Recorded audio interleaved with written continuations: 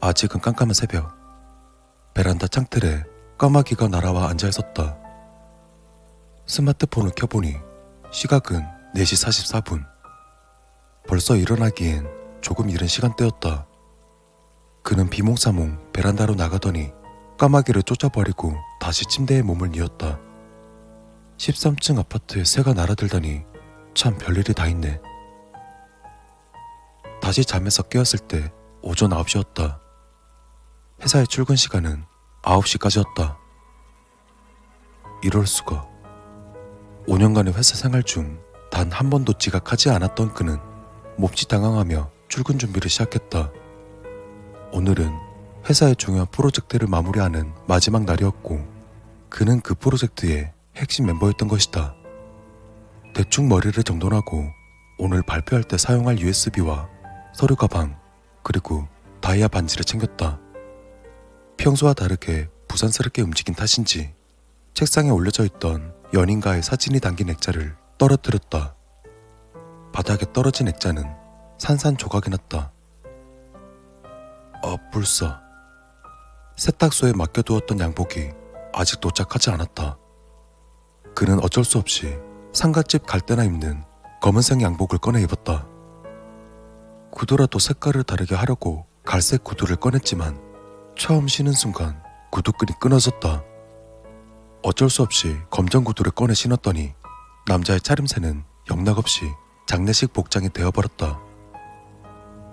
현재 시간은 9시 15분. 부재중 전화가 4통이 있었다. 한동안 연락이 없으셨던 고모 할머니였다. 전에 무당일을 하셨던 고모 할머니가 자신을 유독 귀여워해 주셨다는 어린 시절의 기억을 잠시 떠올렸지만 출근해야 한다는 압박감에 통화를 미루고 집 밖으로 나왔다.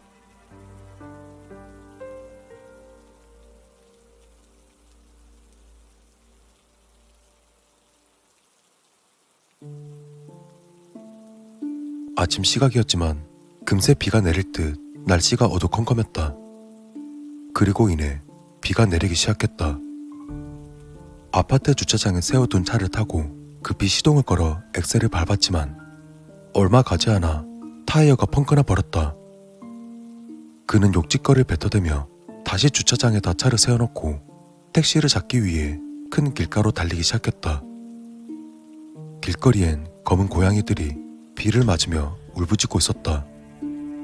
그는 고양이를 잠시 바라보며 달리다가 그만 맞은편에서 오던 남자와 강하게 부딪히고 말았다.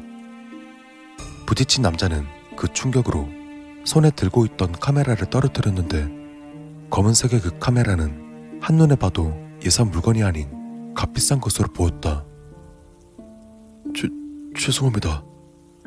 그가 사과하며 카메라를 주워주려고 했는데 갑자기 서리빨처럼 차가운 목소리가 들렸다. 손 대지 마세요. 그 남잔 마치 그처럼 검은색 정장을 입고 있었는데 그 위에 검정 코트와 챙이 넓은 중절 모자를 쓰고 검은 우산을 들고 있는 차림새였다. 온통 검정색 차림의 옷차림이었지만 유달리 창백한 피부가 더 도드라져 보이는 차가운 인상의 남자였다. 정말 죄송해요. 제가 지금 시간이 없어서 나중에 꼭 보상해드리겠습니다. 그는 지갑에서 명함을 꺼내 남자에게 건넸지만 남자는 받지 않고 그를 쏘아보았다. 기분 나쁜 느낌이 든 그는 남자에게 고개를 꾸벅 숙이고는 지나쳤다. 조심하세요. 검은 옷을 입은 남자가 그의 등 뒤에서 차갑게 쏘아 붙였다. 굉장히 불쾌한 느낌이 들었지만 급한 나머지 그는 그대로 회사로 향하고 말았다.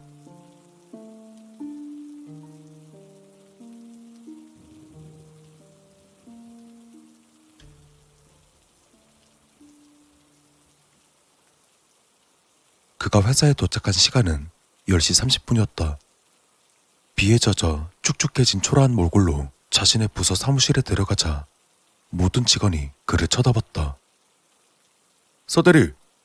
죄송합니다. 서대리는 질끈 눈을 감았다. 그는 오전 중 거래처에서 자신이 받아야 하는 중요한 전화들도 있었고 오후엔 프레젠테이션에서 발표자로 나서야 하는데 다 망쳐버렸다고 생각한 것이다. 부장님은 서대리에게 다가가서 그의 손을 잡으며 말했다. 서대리, 축하하네. 자네가 추진한 거래처 세 곳 모두가 거래가 성사됐네. 그 말에 서대리가 눈을 떠보니 부서 내 전 직원들이 그에게 박수를 보냈다. 정말인가요? 그래, 지금 사장님도 회사 창립 이래 최고의 성과라고 아주 기뻐하고 계셔. 서대리는 어안이 벙벙했다. 전자제품을 전문적으로 유통하는 그의 회사는 국내 시장에서 작은 거래처 하나를 확보하기도 하늘의 별 따기인 보수적인 시장 구조 안에서 치열하게 경쟁하고 있었다. 그가 다니는 회사는 중소기업으로 작았다. 이쪽 계열의 전문가들은 일반적으로 국내의 작은 거래처를 공략하는 방식을 고수했었는데 서대리는 역으로 해외의 대형 거래처를 세 군데나 개척하는 공격적인 영업 전략을 썼다. 회사는 물론이고 본인 자신도 성공에 대한 기대감이 별로 없었는데 한 군데도 아닌 세 군데 모두 거래가 성사되다니 정말 기적과 또 같은 일이었다. 게다가 엄청난 성과금과 함께 파격적인 진급이 주어질 것 또한 확정적이었다. 직원들 모두는 서대리에게 다가와 축하해 주었다. 그는 아침에 있었던 불쾌감을 잊어버린 채 그들의 축하에 일일이 화답했다.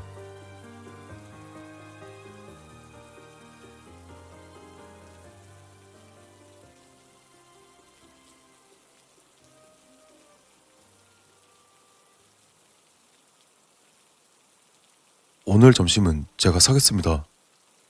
제법 비싼 곳으로 점심을 먹으러 가며 서대리는 직원들에게 호기롭게 말했다. 이야, 서대리에게 밥을 얻어먹다니 진짜 별일이 다 있네. 어머, 그러게요. 서대리님 오늘 진짜 평소랑 달라 보여. 직원들은 평소보다 더 살갑게 서대리에게 다가갔다. 사실 평소 서대리는 직장인사의 평판이라든지 대인관계가 좋지 않았던 것도 사실이었다. 그는 큰 키에 잘생긴 외모이긴 했지만 매사에 무심하고 심드렁한 태도하며 업무 시간에 수시로 졸다가 혼나는 등 은근히 무시당하는 편이었다. 하지만 단 한 방에 자신의 존재 가치를 크게 증명해낸 것이다. 그런 그를 은주경 과장은 흐뭇하게 바라보았다. 서대리도 은주경 과장을 보고 살짝 웃어보았다. 어느새 비는 멎었고 어두웠던 하늘은 밝게 개어있었다. 식사를 마치고 회사로 돌아가는 길에 직원들은 노상에 허름하게 세워진 타로 점집을 지나치게 되었다. 그의 여직원들은 점집을 보게 되자 다들 흥미를 보이며 몰려들었다. 그리고 역시나 남자 직원들은 별 관심이 없다고 먼저 회사로 들어갔지만 서대리는 은주경 과장이 점집에 들어가자 슬그머니 그 뒤를 따라갔다. 점술가는 나이를 가늠할 수 없는 할머니였는데 검은색 로브의 목걸이, 귀걸이, 팔찌까지 모두 검은색으로 통일한 복장이었다. 그리고 그중 가장 인상적이었던 건 그 끝을 알 수 없을 만큼 깊고 까만 눈동자였다. 서대리는 그 눈동자가 어쩐지 낯이 익었다. 분명 어린 시절에 느꼈던 강렬한 기시감. 하지만 더는 기억이 나지 않았다. 여직원들은 점쟁이 할머니 타로점에 완전히 빠져들어 있었다. 너무 잘 맞고 신통하다며 난리도 아니었다. 뒤에서 멀찌감치 구경하던 서대리도 은주경 과장의 떠밀림에 타로점을 보게 되었다. 그래서 장난삼아 연애운을 물어봤더니 할머니 점쟁이는 서대리에게 앞에 놓여있는 카드 중 하나를 골라보라고 했다. 서대리가 고른 카드를 점쟁이가 뒤집자 언덕 위에 큰 태양이 뜬 그림이 보였다. 그의 할머니가 이미 그는 최고의 여자를 만났다고 말하는 것이 아닌가. 그리고 이내 점쟁이 할머니가 은주경 과장을 한번 훑어보더니 살짝 미소 지었다. 설마 자신과 은주경 과장의 관계를 알아차린 건가? 그는 당혹스러우면서도 할머니의 신기에 묘한 호기심이 일었다. 내친 김에 자신의 장래 전망에 대해서도 물었다. 점쟁이는 카드 석 장을 골라보라고 했다. 각각의 카드는 과거와 현재, 미래를 뜻한다는 설명과 함께 서대리가 석 장을 모두 고르자 점쟁이는 카드를 한 장씩 뒤집기 시작했다. 첫 번째 과거 카드에는 여우 그림이 나왔다. 점쟁이는 무표정으로 거침없이 다음 카드를 뒤집었다. 두 번째 현재 카드는 캄캄한 방 한 구석 어두운 소파에 앉아 고뇌하고 있는 검은 실루엣의 남자가 담긴 그림이었다. 그 검은 남자의 절반가량은 그림자에 가려져 있었고 나머지 절반은 고독해 보이는 모습이었다. 이럴 수가. 그리고 그 순간 점쟁이 할머니의 짧은 탄식과 함께 표정 없던 얼굴이 일그러졌다. 일순간 허름한 천막 안의 분위기도 달라졌다. 그곳에 있던 사람들 모두가 불길한 어떤 공기를 느꼈다.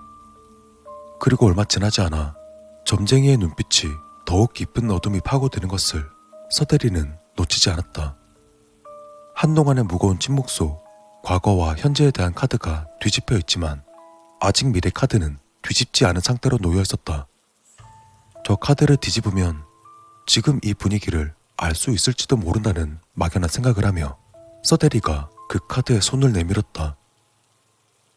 안 돼, 건들지 마. 그리고 그 순간 천막 안에 경찰들이 들이닥쳤다. 저기 할머니, 불법 영업으로 신고가 들어왔습니다. 갑자기 들이닥친 경찰 덕분에 장내는 잠시 소란에 빠졌다. 그리고 그 와중 점쟁이 할머니의 검은 눈동자는 천장 구석을 멍하니 바라보며 알 수 없는 표정을 지고 있었다. 그 모습을 바라보던 서대리가 마침내 기억을 떠올렸다. 자신의 어린 시절 무당일을 하던 고모 할머니가 할아버지의 갑작스러운 죽음 뒤 온종일 멍하게 허공을 쳐다보던 바로 그 눈이었다.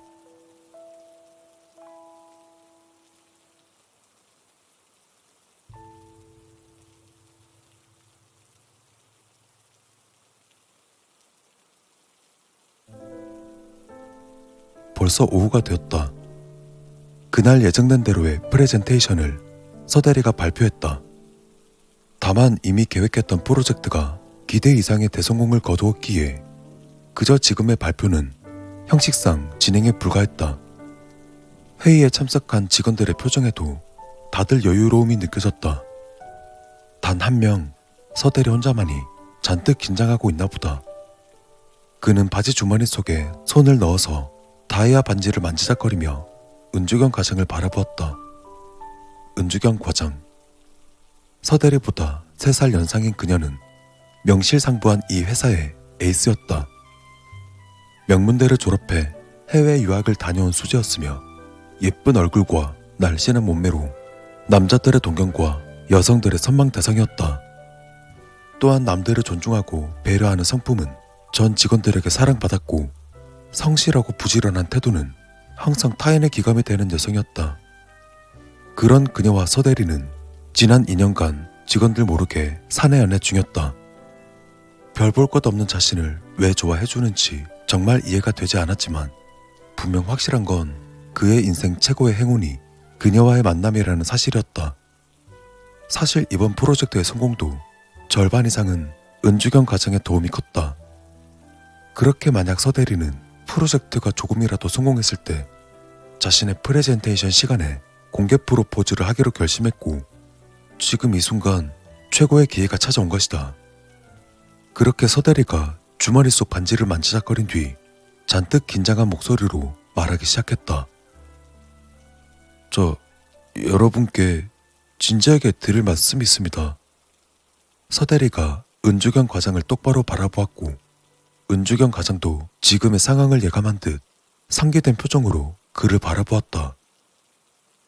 그 순간 갑자기 회의장 문이 열리면서 대표이사님이 호탕한 웃음소리와 함께 걸어들어왔다. 서대리, 정말 잘했어. 대표이사는 서대리를 껴안고 볼에 뽀뽀까지 해가며 크게 기뻐했다. 그때 전 직원들이 기립해서 손뼉을 치며 축하해 주었다. 다소 분위기가 어수선해졌지만 서대리는 이번 기회를 절대 놓치고 싶지 않았다. 서대리가 목청을 한번 가다듬어 다시 한번 용기를 내서 말했다. 정말 감사드립니다. 대표님을 비롯한 전 직원 여러분, 그리고 제가 이 자리를 통해서 드릴 말씀이... 하지만 성질 급한 대표이사는 서대리의 말을 자르고 자신의 이야기를 시작했다. 그 전에 미안한데 지금 서면에 위치한 우리 회사 부산지사에서 약간의 문제가 발생해서 말이야.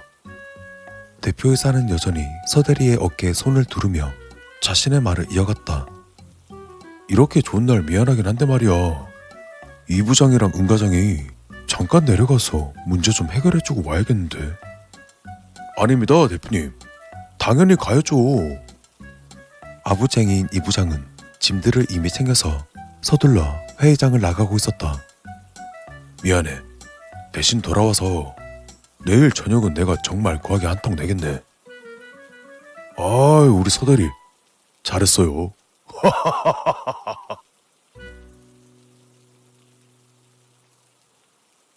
상황이 이런 지경에 이르자 차라리 서대리는 내일 저녁으로 프러포즈를 미루기로 결정했다. 벌써 이 부장은 회의장 밖을 빠져나갔다. 그의 은 과장도 짐을 챙겨서 나가려다 서대리와 마주하고 악수를 신청했다. 서대리님, 오늘 정말 멋있었어요. 감사합니다. 다 은 과장님 덕분이죠. 그녀가 싱긋 웃어 보였다. 서대리는 잡고 있는 은 과장의 손을 놓고 싶지 않아 했다. 은 과장, 뭐해 안 나오고? 그때 회의실 밖에서 닭달에 대는 이 부장의 소리가 들렸다. 네, 지금 가요. 서대리님, 또 봐요 우리? 그렇게 눈앞에서 은 과장이 멀어지자 서대리는 먹먹한 그리움을 느끼면서 한동안 우두커니 서 있었다. 서대리, 아까 할 말 있다고 하지 않았었나? 갑자기 대표이사가 생각나다는 듯 서대리에게 물었다. 별거 아닙니다. 내일 저녁 회식 자리에서 말씀드리겠습니다. 그렇게 서대리가 대표이사에게 대답했다. 그는 아쉬움을 삼켰다. 그리고 마지막으로 주머니 속 반지를 한 번 더 만져보았다.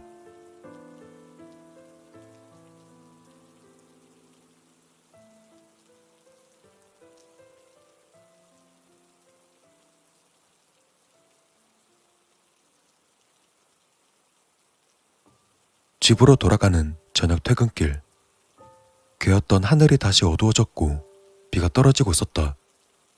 사람들로 붐비는 버스 안에서 서대리는 창밖의 비를 바라보다 오늘 있었던 순간들을 반추했다.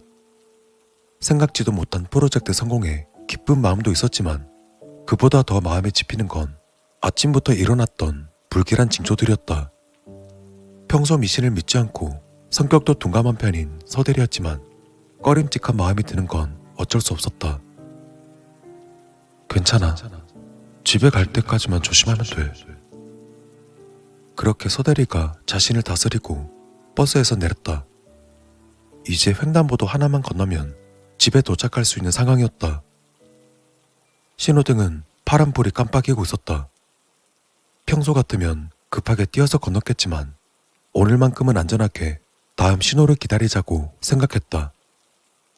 그렇지 않아도 도로 끝에서 대형 덤프 트럭이 빠른 속도로 빗길을 달려오고 있었다.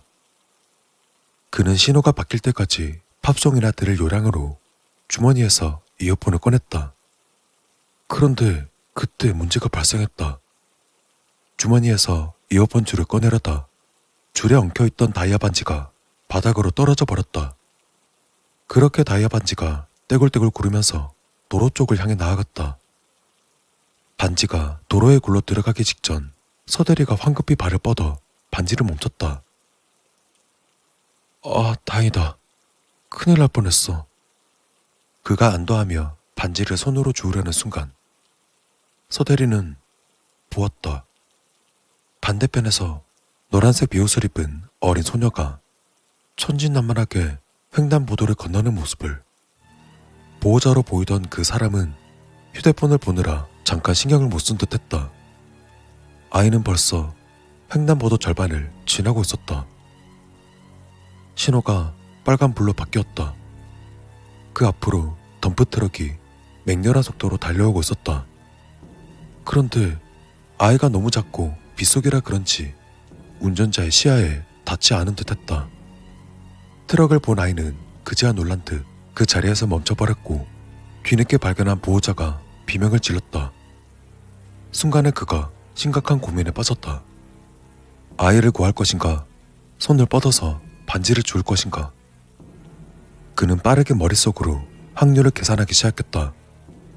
고등학교 졸업까지 했던 농구부에서 항상 에이스였던 그는 운동신경 하나만큼은 자신 있었다. 그는 아이를 구할 수 있을 것으로 생각했다.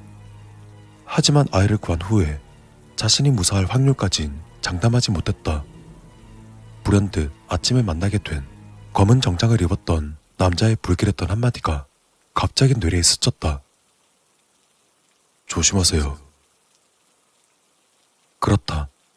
오늘은 정말 조심해야 하는 날이었다. 사실 저 아이는 그와는 상관없는 타인이었으며 괜히 무리해서 자신의 인생에 불행을 가져올 확률을 높일 필요가 없는 것이다.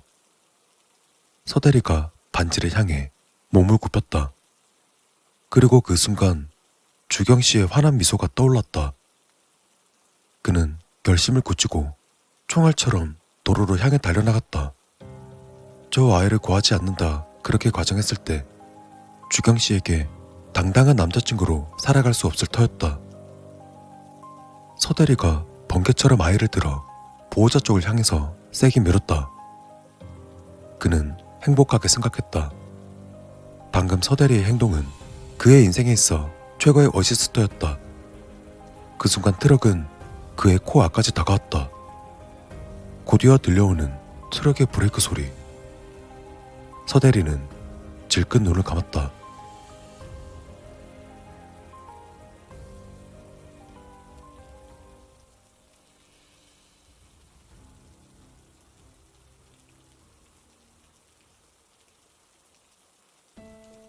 서대리가 눈을 떴을 땐 세상 모든 것들이 멈춰 있었다. 도로 위의 차들도 그 많은 사람들도. 지금 움직이는 건 아침에 마주한 검은 정장의 사내 뿐이었다. 그는 카메라를 들어서 서대리를 향해 셔터를 눌렀다. 그 모습을 바라보다 서대리는 깨달았다. 저승사자였구나. 서대리는 생각했다.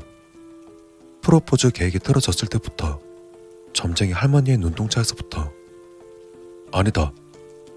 아침에 일어났을 때 처음 까마귀를 봤던 순간부터. 어쩌면 주경 씨를 만나게 된 그날부터 마음속 깊은 곳으로 예감하고 있었을지도 몰랐다.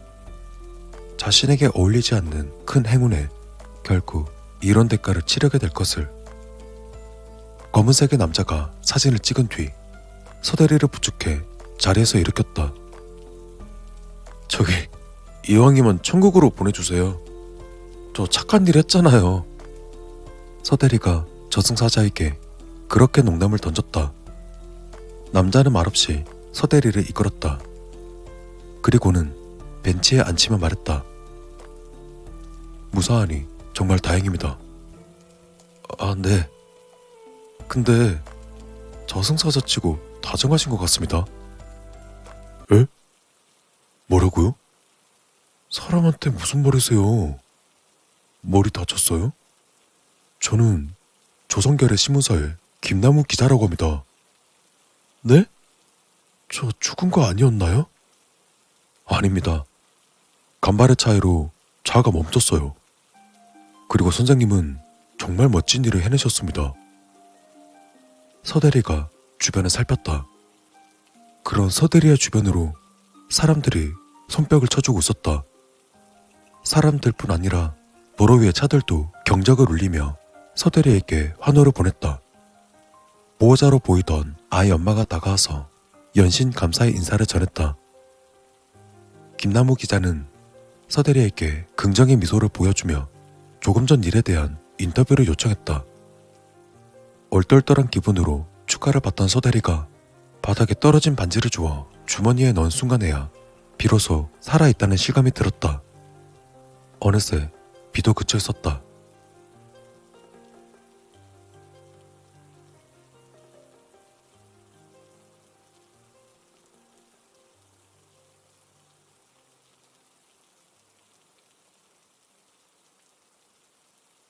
서대리가 인터뷰를 마치고 겨우 집에 도착할 수 있었다. 샤워를 마치고 소파에 앉아 멍하게 휴식을 취하던 서대리는 아침에 걸려온 고모 할머니의 부재중 전화가 생각났다. 통화 버튼을 누르자 고모 할머니의 그리운 목소리가 들렸다. 아이고 태영이 아니여. 잘 지내고 있는가? 고모 할머니 잘 지내시죠? 그려. 다름이 아니라 이번에 감농사가 잘 돼서 내가 곶감 만들어서 네 엄마 통해서 보냈어. 할머니와 통화를 마치고 엄마에게 전화를 걸었다. 어제 아파트 베란다에 곶감을 갖다 뒀다는 얘기를 들을 수 있었다. 베란다로 나가자 맛있어 보이는 곶감이 있었다. 곶감 하나를 집어 입에 넣으니 쫀득한 곶감의 맛이 정말 일품이었다. 서대리가 고개를 들자 까마귀가 자신의 모습을 보고 있었다. 서대리가 곶감 하나를 집어 창틀 앞에 놓아주었다. 까마귀는 기쁜 듯 곶감을 물어들고 밝은 밤하늘을 향해 힘차게 날아갔다. 그는 까마귀를 바라보다 강렬한 예감이 들었다. 어쩐지 내일은 좋은 일이 생길 것 같다.